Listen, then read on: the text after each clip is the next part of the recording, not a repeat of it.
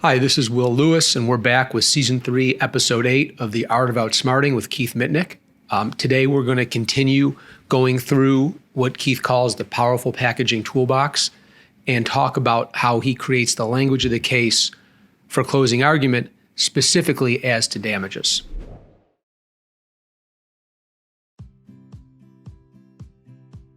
Personal injury cases hinge on the details.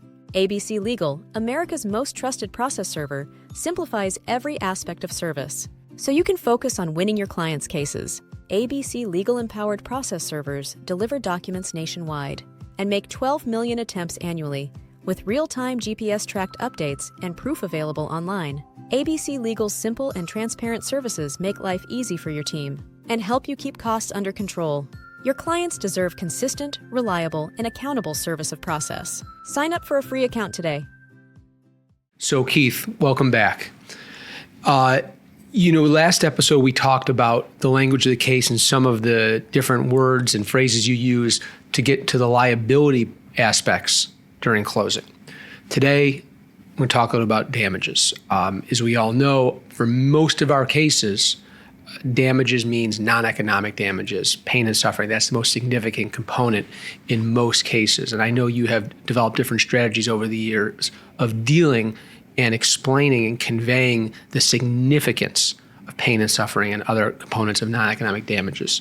Can you kind of walk us through your strategy, your overarching strategy for conveying and getting that message across to jurors? I would be glad to. I've spent maybe more time on how to talk to jurors about pain so they understand why it is a very significant injury that in fairness requires a very significant verdict. And in order to figure out how to talk to them about it, I've spent a lot of time figuring out why is it so damn hard to talk about, or not talk about, convince people of. And let me give you a little of the bad news, which is why it's so hard, and then I'm gonna give you the good news, which I think I've figured out how to have people understand it's a big deal. Part of the problem is everybody's experiences pain, and almost nobody gets any money for it. So that's a foundational problem. But the hardship of that, or the hurdles with it, doesn't stop there. We're telling them it's a permanent injury. So we're telling them all the money in the world isn't gonna make it better. Gonna cure, no fix. So why should you get a bunch of money for something that has no fix? And by the way, I suffer with it one way or the other myself, and I don't get any money. And then on top of that, there is, for trying to make it feel somewhat better, a completely different category, which is the economic damages. So you're in pain, but we can give you some pain management. It costs money. Well, we've already taken care of that. We've done everything humanly possible to help you manage the pain that has no cure in a different category. And now we move to a category that's not going to fix it, and because there is no cure. And by the way, doesn't sound all that big a deal, like wheelchair or lost a leg or blind or dead. You got some pain. And you're talking about millions of dollars. And you put all that together, and it can feel like an insurmountable hurdle. It sounds daunting the way when you phrase it. It's daunting. That's why I've spent so much time on it, because I believe in my heart of heart it is a big deal. And I believe if it's a big deal, the verdict needs to match the big deal. If what you took is a lot, the verdict ought to be a lot. But I realize jurors don't walk in with that understanding. So we got to teach them. And it is the perfect place to use this particular tool in the toolbox of creating the language of your case. Because how you talk to them about it can get them not to change a position. Because I don't think they're really against you. They don't understand. It's an opportunity to get them to fully grasp and understand. And we can't say, what if it was you? But we can get there if we use the right words where they go, I understand if it was me, that would be a big deal. So in one great example that I'm not going to redo because we talked about it earlier is the waking up with a crick in your neck. Everybody knows how interfering it is in the quality of your life, even though it interferes not one iota in carrying on with your life, and how rejoiceful they were when it went away? And what if there was no go away? And what if it wasn't from how you slept wrong? It's because someone did it to you. One day you didn't have it, now you do, and they did it. And if we're serious about the business of measuring the full value for what was taken in the way of health, how would you not treat that as a very significant something taking that requires a very significant value? So that's all fine conceptually if we're sitting here having this conversation. How are we going to talk to a jury about it, where we're under evidence constraints, argument constraints, time constraints? And so I'll give you some examples and we'll work through it. I put all this under the umbrella, what I call putting an end to belittling pain. Part of it is you can't see it, and part of it is it's such a commonplace thing. One thing just before we get into them, it's just a conceptual thing for you to understand as the lawyer. It'll help you get there, because I'm going to talk about these, but people are going to develop their own. That's one of the strengths of an injury for which you as the lawyer have experience too, just like the jurors do. And you can tap into that experience. But you got to kind of give yourself a perspective. Why don't you see the pain? You can see pain if you hit me on the thumb with a hammer. You're going to see the pain. Why? Because I'm going to yelp. I'm going to cry out in pain. Well, this guy's not crying out in pain. If I twist my ankle, you can see it because it's swollen, but let's say it's wrapped. I'm hobbling. I'm limping. You can see it. So why is that not real pain and this ache in my back that I got right now, not something less? I'll tell you why. Why do I yell when I hit and curse when I hit my thumb with a hammer? Because it's extraordinarily intense. It's overwhelmingly intense. So you react. Why am I hobbling around, limping, or using crutches with a twisted ankle? Because the level of pain is so intense, I can't walk on it. So why isn't that worse? It's temporary. I go, bam, it hurts like hell. Then it throbs, and then I kind of don't know it unless I bump up against it. It's gone. And guess what? After the nail falls out, it's going to be perfectly normal. I twist my ankle. Week, 2, 3, whatever the hell it is, it's going away. And I know it's going away. So which would I rather have? What's going on in my back? Or you tell me put it out. I don't want to put it out and get hit, but I'd trade it in a heartbeat. So you can't allow yourself to diminish it, because it expresses itself differently. It presents differently. It presents differently because one's intense, but it's short. The other is far less intense. You might even just call it discomfort, but it's forever, and it wasn't there before. And that's why one appears less, but is actually a whole lot worse, which means it needs to have a whole lot. What would you give someone for a sprained ankle if you were on a jury? Not much. Not a lot, because it goes away. Exactly. So sometimes I actually have that conversation with the jury, because just like anyone listening to this will go, man, I hadn't thought about that. They hadn't either. It's not a revelation. It's a pointing something out they knew, they just haven't thought about. You know, when I often will talk about some of the verdicts we get in this firm, verdicts that you're a part of, or you're part of one way or another, either because you tried the case or because you counseled the strategies of those lawyers. And it's maybe it's a non-surgical case, maybe it's an injection case, and they say, well, how do we get to 7 figures here? And to me, having seen it live, having talked to you about it so many times, it's the extending that pain and the consequence of the injury over a lifetime. That's it.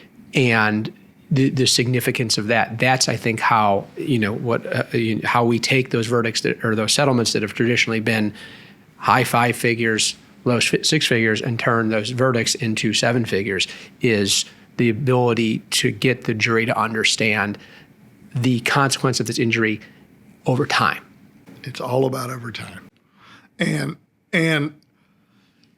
if time's shorter, but it's forever time, because you're older, is that worth less? I say no, because the less time you have, the more important each moment is. All right, I got to sidetrack us. I apologize in advance for doing this, but for the audience, can you give kind of the sequence or how you would convey someone who's, say, 85 years old or 75 years old and has a shorter lifespan according to mortality tables, how you might convey that their time is more valuable than someone who's 25 or 30 years old?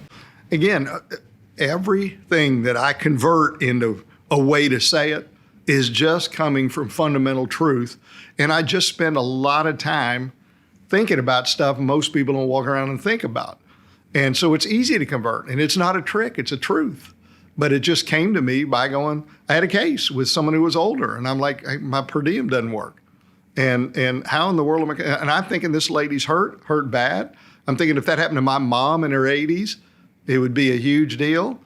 But how do you convert that to a jury into a very significant verdict? Well, first you got to get them to understand it is a very significant loss. And how do you do it? It's because everything isn't measured by time. It actually is, but there are different perspectives of time. When you're young, you're going to live with this for so many years, and that's easier for people to grasp. But what if you got, on your best day, 10 years, let's say 5 years life expectancy left? How's that not a lot less than this? And if this is 3 million, why isn't that 500? Because it's, or less, because it's a lot less time. Here's why. And I'll just do it in the way I talk to a jury about it. All time's not equal. When someone's young, a lot of people want to be older. They want to be a grown-up. They want to be, have kids. They want to have a job. They want to be full grown and respected and don't want everybody telling them what to do. And so they like to skip time. They'd love to say, I'm 18, I want to be 28. When's the last time you heard someone 80 saying, I want to be 100? Why? Because when something is running out and it's scarce, if it was valuable to start with, it's of extraordinary value when there's less of it. Why do you think diamonds are expensive? There aren't that many of them. You can go buy some bauble for cheap. You pay a fortune for a diamond. Scarce quantity. Doesn't seem like because there's so many diamond stores, but compared to a lot of other glittery things, like a sequence that someone sews on, it's night and day. Both of them shine.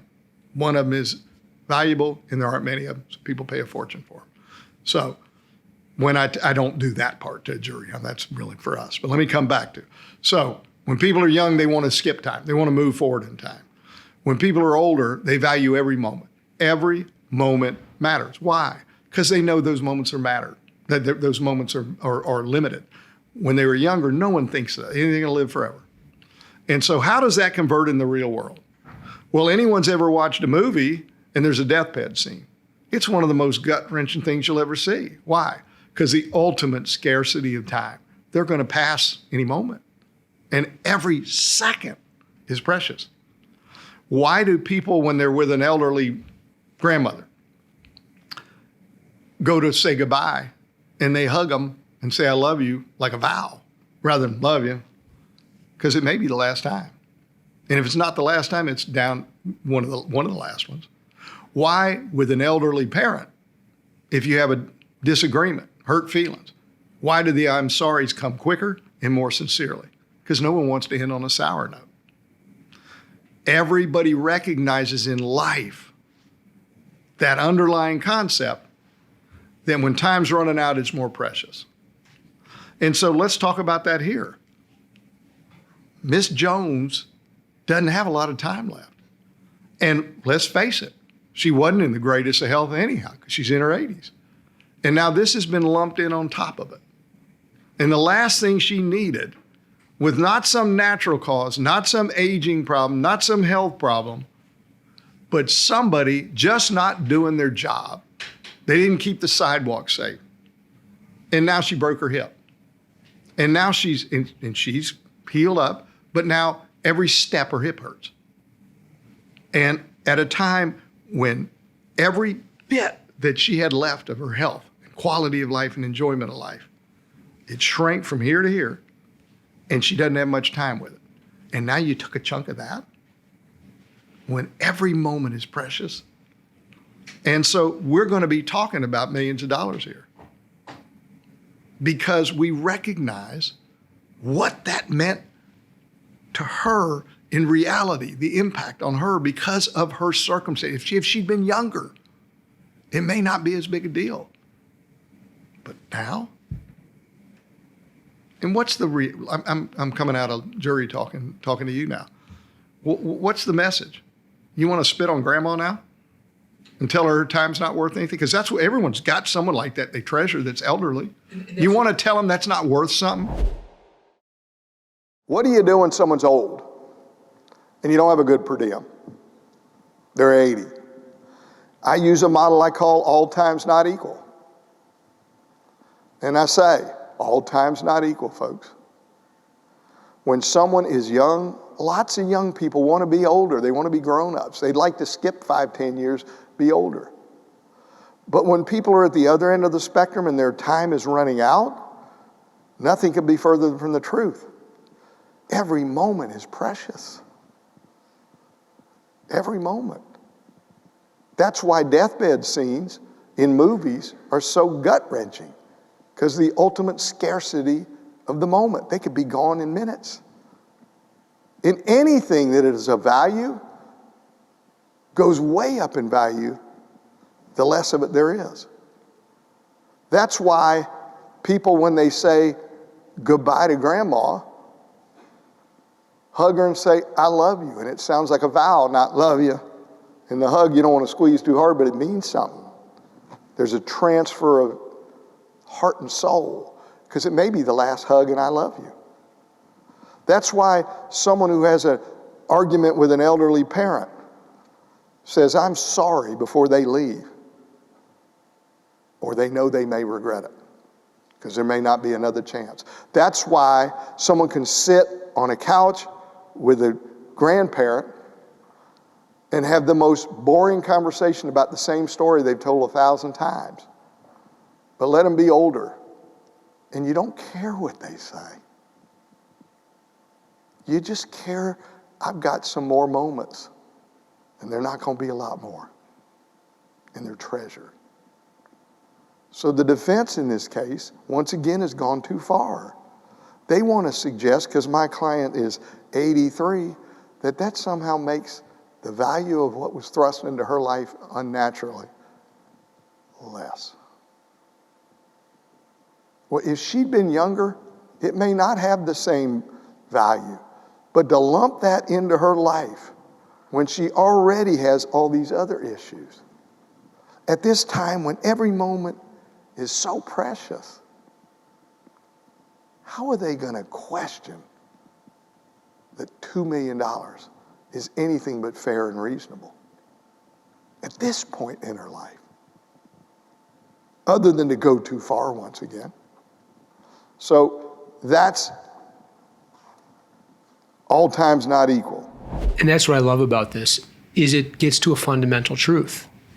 That number one, that it gets to the fundamental truth that time really is more precious when you've only got a little bit left or a few years left. And number two, it counteracts that classic defense mentality of, older client, lower value, which it's just something that's just wrong. To me, I hear that and I think about that. I'm like, look, I could deal with a bad ankle for a year a lot easier than my 80-year-old father can. No question. And somehow that got turned around in the defense world to, we value claims of older people for far less money. And I don't think it's true. And the way you convey that, I think gets that message across as effective, more effective than the way I've heard anybody else do it. And then you add into it. Well, this is a little off topic, but it dovetails right into it. Baselines, reserves, and coping. I like that. That's one of these catchy phrases I came up with because it almost sounds scientific or medical, but it conveys the point. When someone and doctors use that terminology too. You hear doctors talk about baseline and reserves. So it's got some medical foundation. But if someone's baseline is here, then if something comes along and takes from them, nobody wants to be injured and have their baseline come down because now I'm living in this pain here. But if you're up here in a perfect specimen of health, you had a lot in reserve. So if you have a lot in reserve, you can cope with the fallout better. But what if someone, instead of having their baseline here, their baseline's already here and they only have a little in reserve? Now take from that. Because they got less in reserve, what's the outcome? Doesn't take a rocket science to figure out. It's harder to cope with. The impact has a greater fallout on that person because they had less in reserve. So you take that person who's 80 and they're not in great health, and now you thrust this into their life unnaturally at a time when every moment matters, and they didn't have much in reserve. And it has a very significant impact because we're not talking about, this is not an addition problem, 1 + 1. This is a multiplication problem because they already had these other problems before this came along. So now it matters most because you're at a time when you want to squeeze the most out of life and enjoyment and quality of life as you possibly can for the remainder of that life. And they didn't have that much to give and they took. So tell me that case isn't worth anything or not much. There's a concept called reserves, baselines, and coping. When someone's health is up here, they got a lot in reserve to cope with things that come. Hardships come and go in life. People get dinged up a little. People have emotional stuff that's stressful. But when someone's health baseline is high, they got a lot in reserve and it's easier to cope.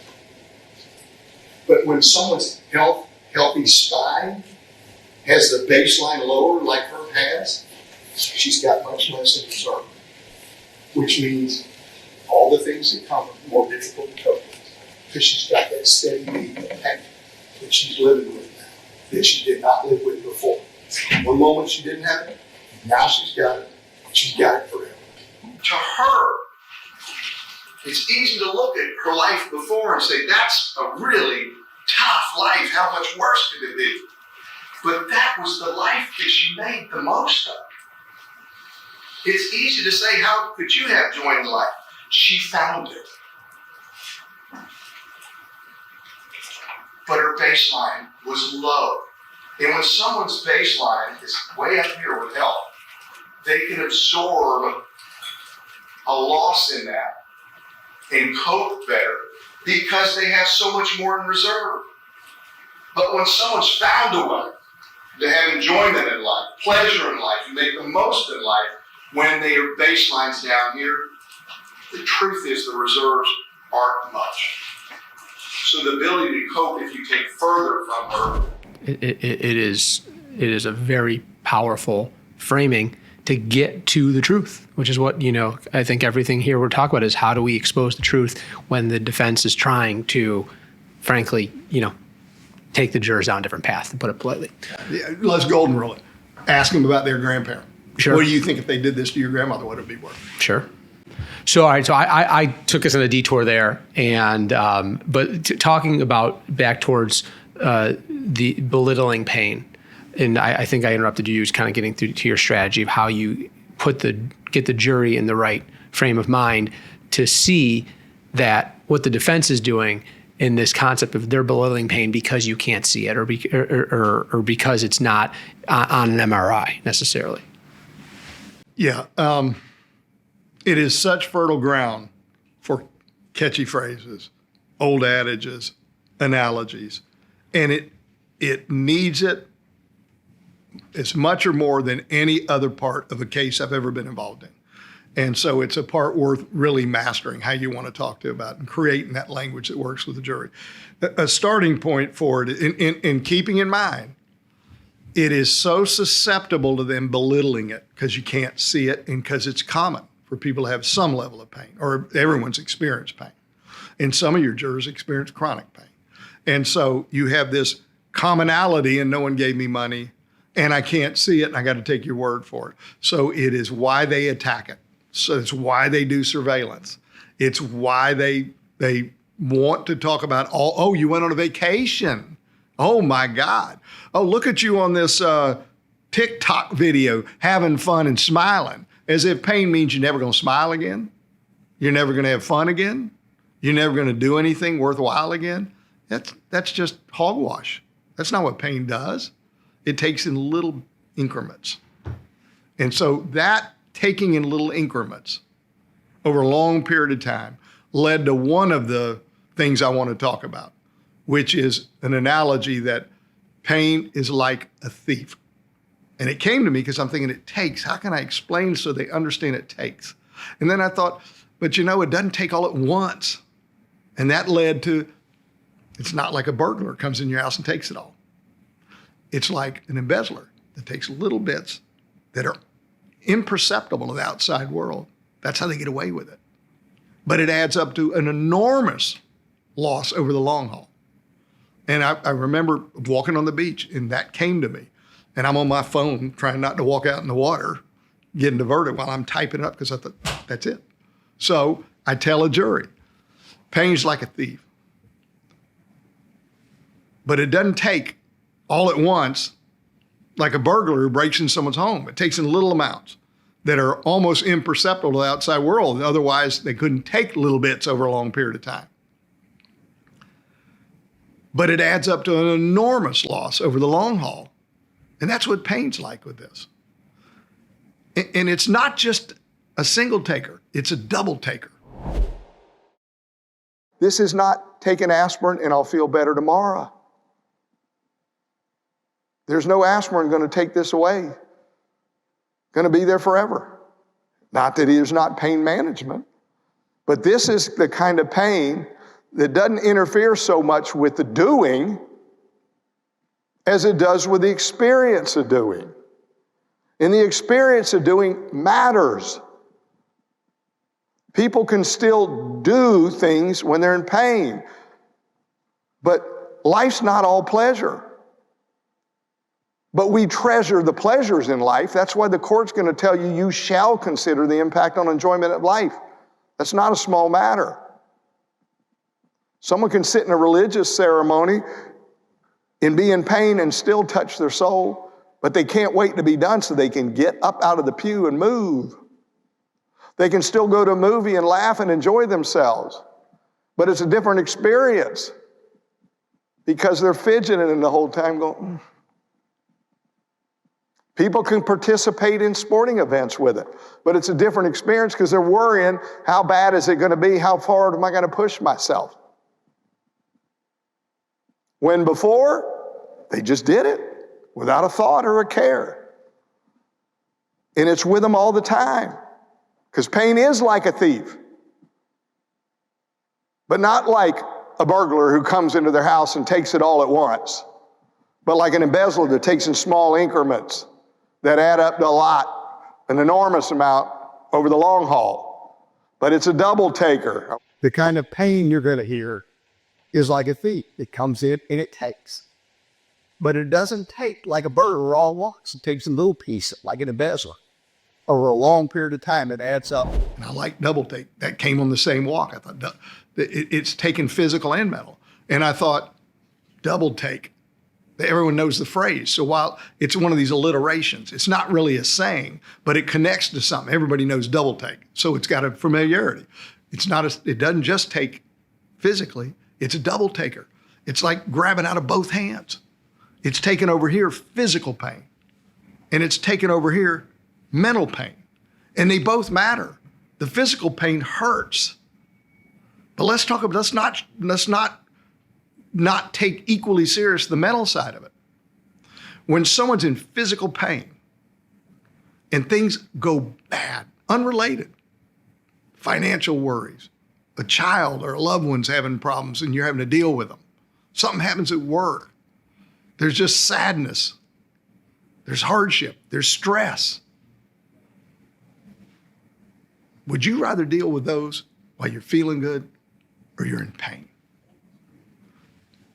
The hard times are made worse when someone's in chronic pain. And the good times that we celebrate and we can't wait for are made less. Doesn't mean you can't still laugh and have fun. It's a different experience than if you just felt good while you were having fun. That's why we talk about it takes from the quality and enjoyment of life. It doesn't just take from one. So the mental side of it, you think of somebody sitting at a park bench and they're enjoying the tranquility, looking out at a pond or watching the squirrels run around. And it's one of those moments that doesn't cost a dime, but they're treasured. Now, have a car alarm go off down the street. I'm not talking about right behind you where you go, what the hell? I'm talking about down the road.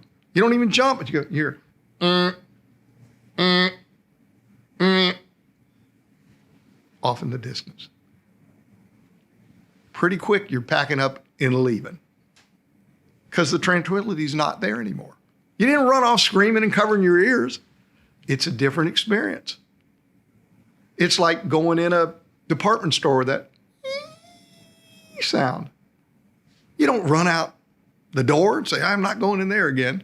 You finish shopping, but you're glad when you get out. It's annoying. So it doesn't just cause physical pain. It causes the mental side of it. That's why they call it pain and suffering, because there are two pieces to it. It's a double taker. It's not just a single taker. So pain is a thief, and it's a double taker. And we have to sit here and evaluate, because your jobs are to assess and complete the fullness of the impact on what was taken from their life. That peace and quiet. And that not pain-free life, but a life that doesn't have constant pain, which leads to another piece to that. Pain is like having an unwanted intruder come into your house. It's like having a visitor come, some cousin who you really can't stand being around, but they're coming to visit. What are you going to do? And once they get in your house, you can never get them out. You thought they were coming for a couple days, kind of like the guy that slept with a crick in his neck, but they won't leave. And you say, well, I'm going to leave the house, and they follow you. You can't even get away from leaving your house. So you've got an unwelcome visitor who's the most obnoxious, annoying person you wouldn't want to spend any time with. And they're going to follow you everywhere, and they're crawling in bed with you at night for the rest of your life. You're in the middle of the night, and you roll over, and they're tapping you. Hey, did you hear about? You never get rid of it. It's an intruder. So we got some more, but those are kind of the beginning concepts. Pain's a thief. It's an embezzler, not a burglar. It's a double taker. And it's like having this intruder in your life. And when you say intruder in my life, I can't help but think of Uncle Eddie from the Vacation movies. But, that's just what I got. People who have different, mental visions of what you're talking about, I'm sure. So the other thing that I know that it's important is talking about the dignity of damages. And how do you convey that to the jury? Man, this is a hot topic. I want to add one thing popped in I left out. I just don't want to leave it out on the pain.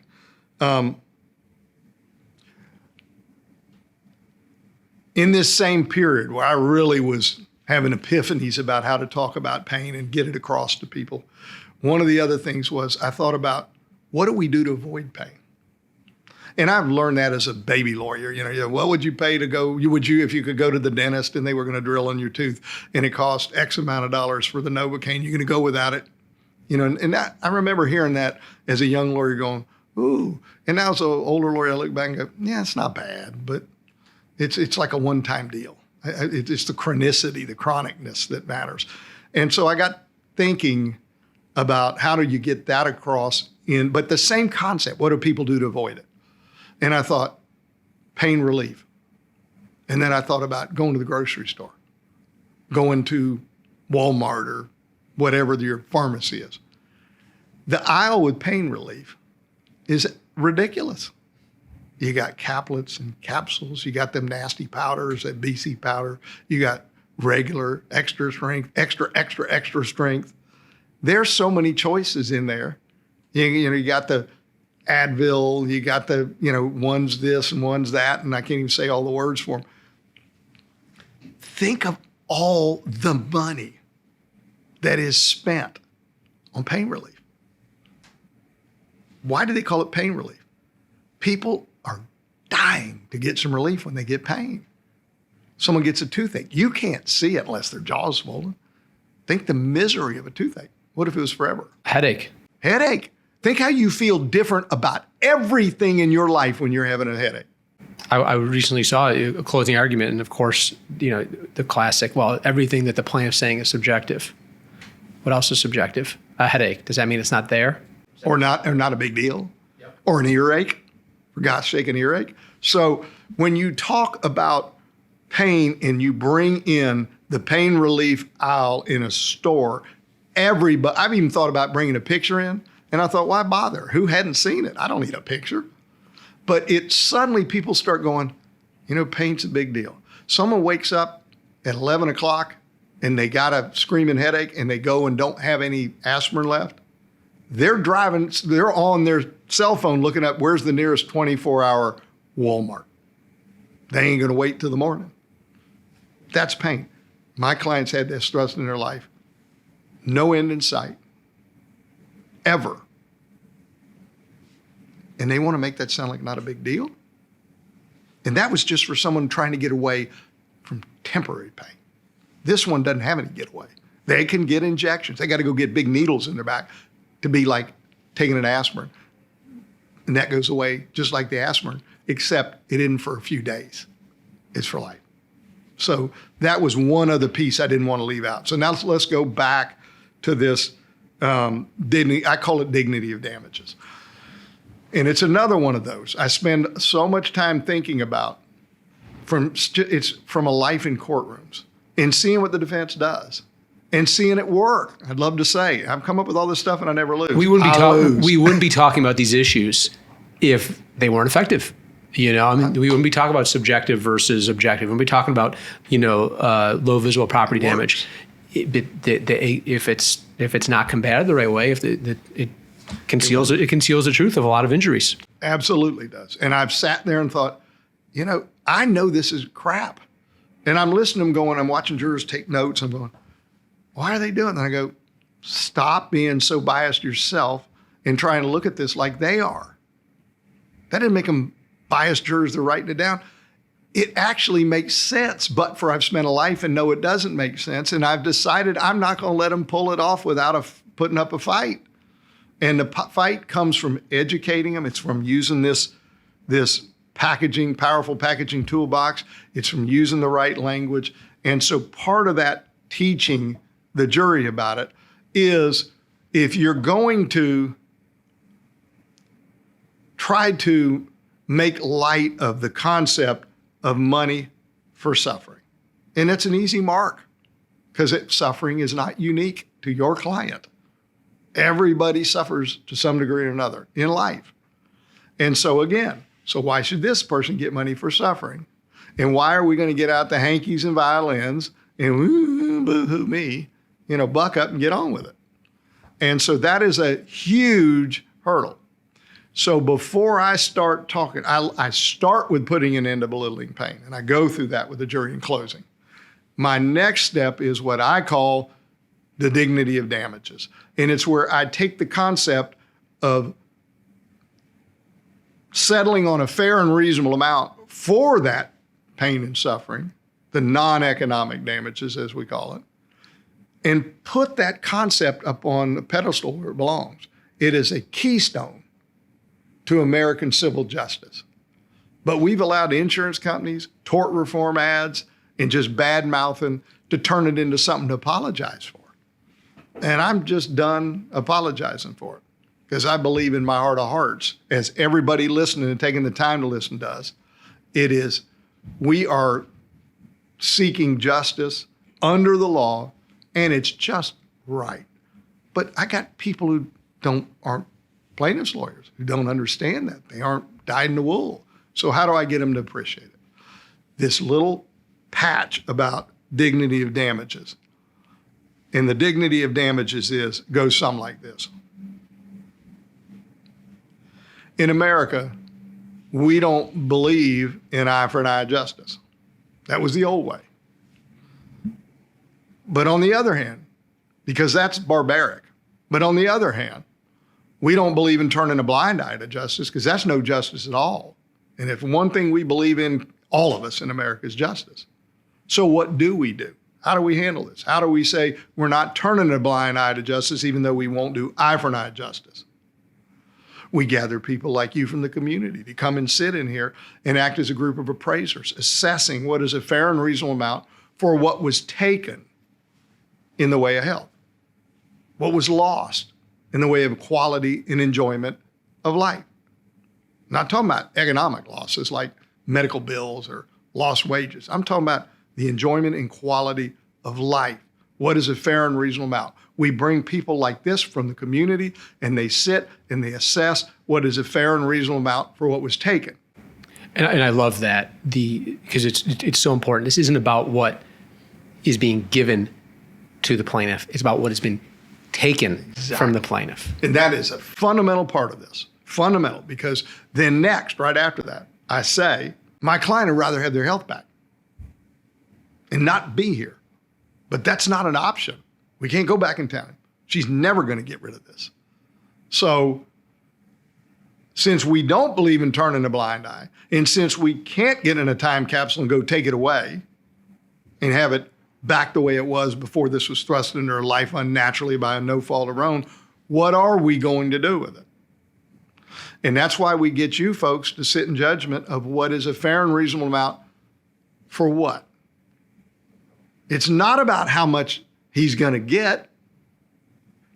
He wants his health back. He can't get that.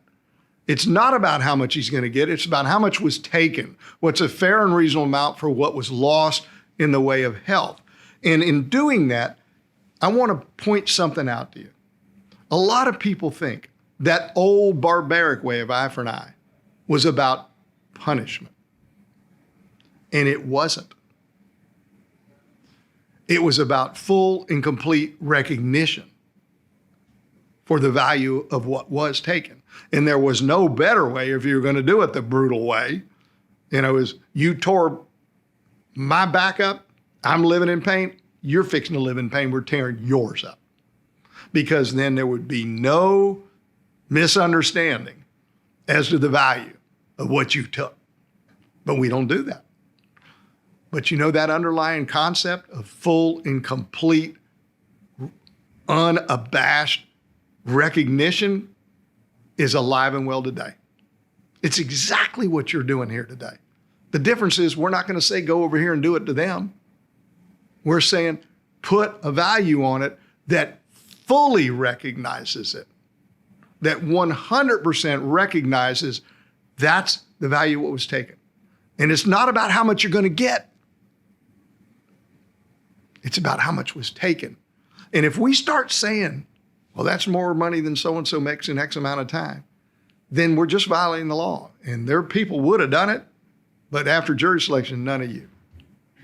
So if anyone were to bring that up, please respectfully remind them that they're off the law.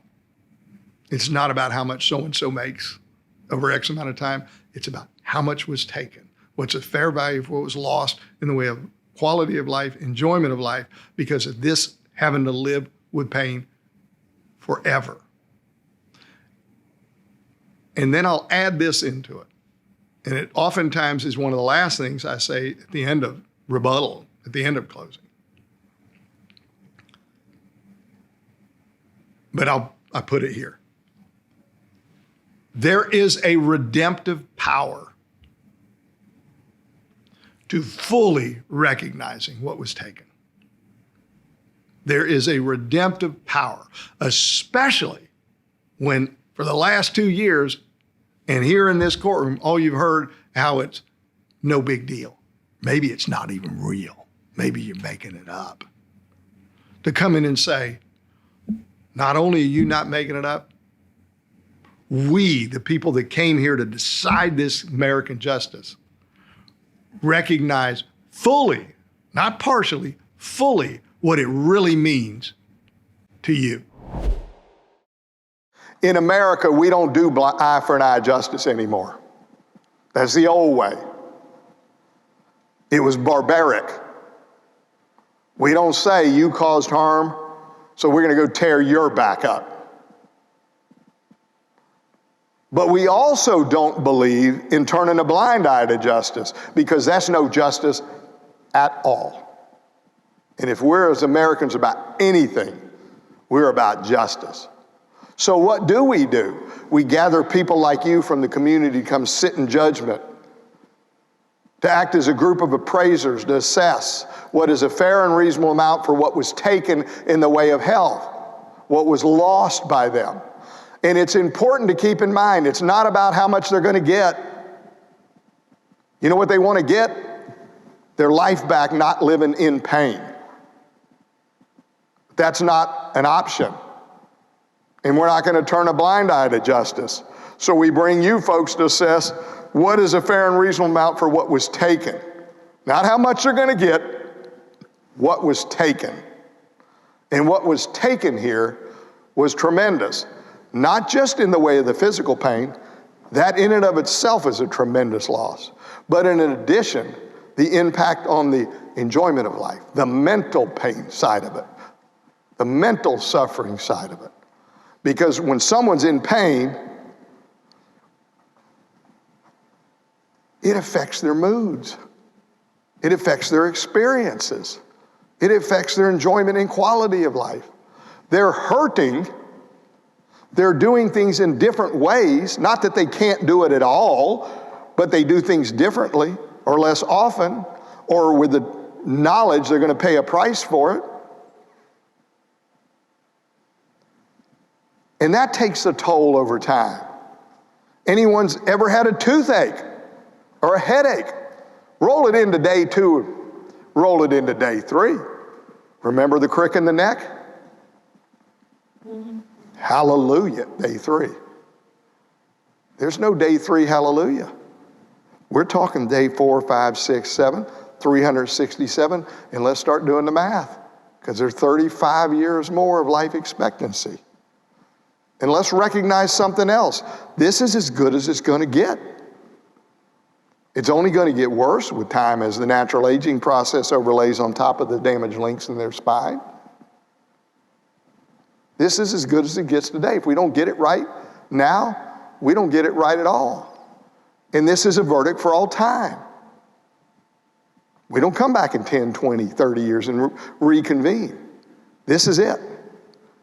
And it's a very important responsibility.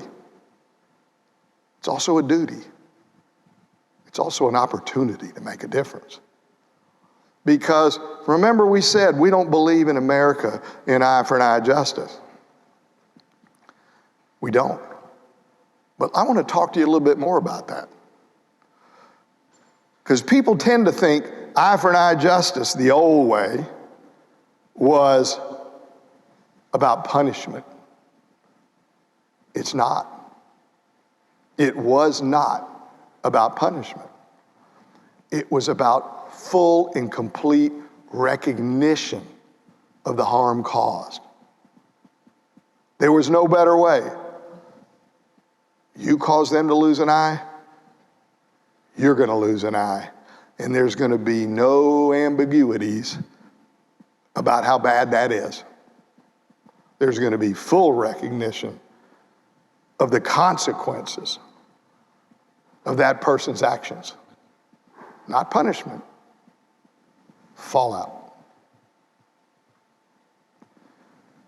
And when there is full recognition, what was understood in those days that applies alive and well today is that there is a redemptive power. In America, we do not believe in eye for an eye justice. That's the old way. It's barbaric. We don't do it. You don't say, you hurt me, I'm going to go do it the same to you. But we likewise don't turn a blind eye to justice, because that's no justice at all. So what do? We gather people like you to sit in judgment, and to assess and weigh the evidence, and to decide what is a fair and reasonable amount for what was taken in the way of health. Not how much she's going to get. She'd like to get her health back. That's not an option. It's what is a value, a fair and reasonable value for what was taken in the way of health from her, with that being ran from behind that day, now 4 years ago. That's what you weigh here.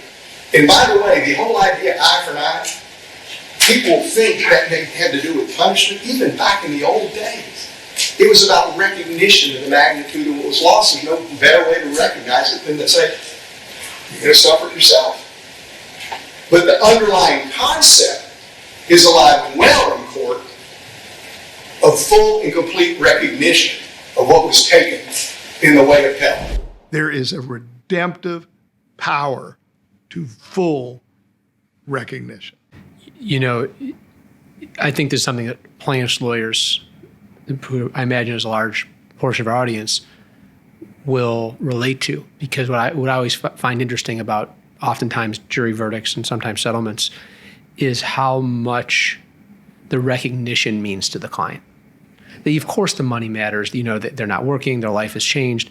There's that aspect, and I think most outsiders who haven't gotten close with, you know, people who've been the victims of all sorts of different, you know, injuries, whether monetary or physical, that they don't appreciate necessarily. They wouldn't have the experience to appreciate the significance of a jury recognizing what's been done to them and recognizing that it's significant, that it's not something they would trade for a little bit of money. It's something they wouldn't trade anything for if they didn't have to. And that's what I love about the way you convey dignity of damages, is that we're recognized because it's another fundamental truth that, frankly, the defense would rather that not be talked about in the courtroom. And certainly the defense certainly is not going to be sitting there saying anything along the lines of, the amount of this verdict shows how much you recognize what Mr. and Mrs. Plaintiff has gone through. Because if they did, then we know what would happen. The verdict should be bigger, because if the jury is thinking about it that way, is thinking about recognizing what's happened to this plaintiff in light of, like you're saying, weeks, if not months, if not years of being told what they're going through isn't real or isn't significant, I think you'd see bigger verdicts. It is a redemptive power. Well, thank you for conveying that with us today. I've enjoyed it as always, and I look forward to the next episode. Me too.